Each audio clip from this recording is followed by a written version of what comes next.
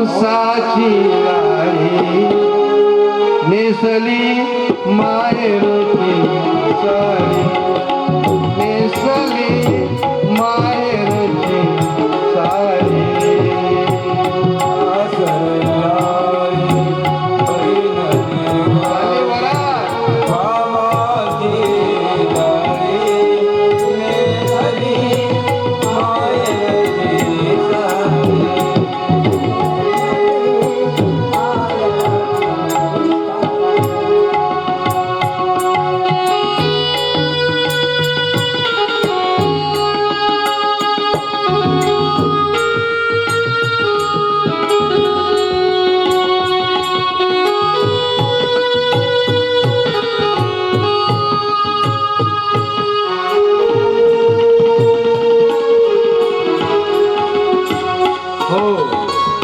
अशा प्रकारे वरात गेली आणि मग जाता जाता रस्त्यामध्ये काय झालं, हा पहिलेच राजा उगर होता.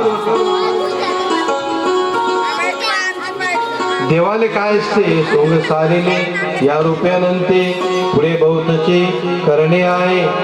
जेव्हा माजलेला माणूस अहंकारी माणूस हा जर कदाचित अहंकारी झाला, त्याचा अहंकार भगवंत कधी उतरवून सांगता येत नाही. म्हणून अहंकार नको. त्यावेळेस आकाशवाणी झाली, हे कंसा. एवढा का आनंद झाला. आकाशवाणी सांगे, अरे तू एवढा उतावळपणा करू नको. अरे ज्याची तू आनंदानं वरात काढली, ज्याच्या आनंदाने घेऊन चालला, त्याच देवकीचा 8वा पुत्र तुझा नाश करणार आहे. आणि मग 8वा पुत्र नाश करल ते ऐकून मानसी क्रोधावला, राग आला, त्याने थांबवला, उतरला खाली. घेऊन या खड्ग माराया धावला, काढली तलवार, नारेगा बास, नारेगा बास, नारेगी बात, ना बजेगी बासी. अरे देवकीलाच खतम करून टाकलं तर मग 8वा येईलच कुठून. काढली तलवार आणि मारा देवकीले. देवाचा हात धरला. हे कंसा, पाप नको करू, पापी होऊ नको. अरे मारू नको, ती तुझी बहीण आहे, देवकीला मारू. अरे वसुदेवा काय करायचं, तू काळजी नको करू. देवकी तुझी बहीण तुझ्या नासाले कारणीभूत नाही, तिचा 8वा पुत्र आहे. मी तुला वचन देतो, देवकीचा 8वा पुत्र मी तुला स्वतः आणून देईन.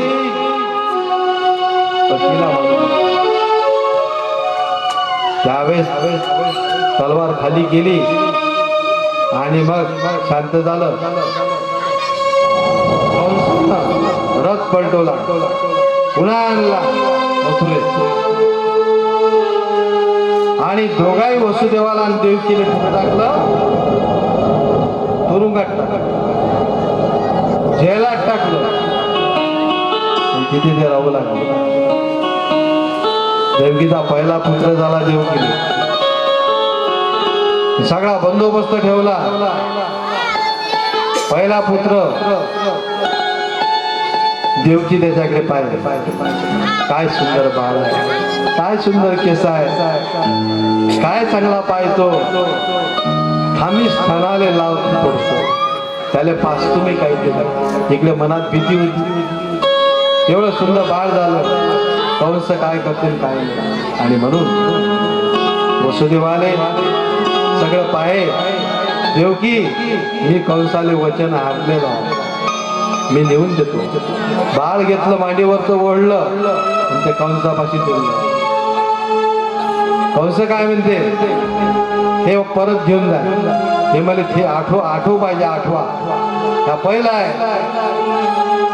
आले नारद, या संताने जर जिरवाची समय एखाद्याची कोण्या प्रकारे संत जिरवून सांगता येईल. संत ताकदवान आहे. नारद संत होते. आले संत, हे कंसा ज्ञान झाला का तू? अरे आठवा घेऊन बसला तू. कोणता होईल कोणता नाही. अरे खालून मोजलं तर शेवटचा आठवा येते, वरून मोजलं तर पहिला आठवा येते. मग काय करशील तू? सबन मारणं चालू कर. 6 बाळ मारले देवकीचे, 6 बाळ. आणि मग 7व्यांदा देवकी गर्भ धारण झाला. 7व्यांदा तो जो गर्भ होता तो योग मायेने नेऊन ठेवून दिला. आणि मग आता तो गर्भ नेल्यानंतर योग मायेने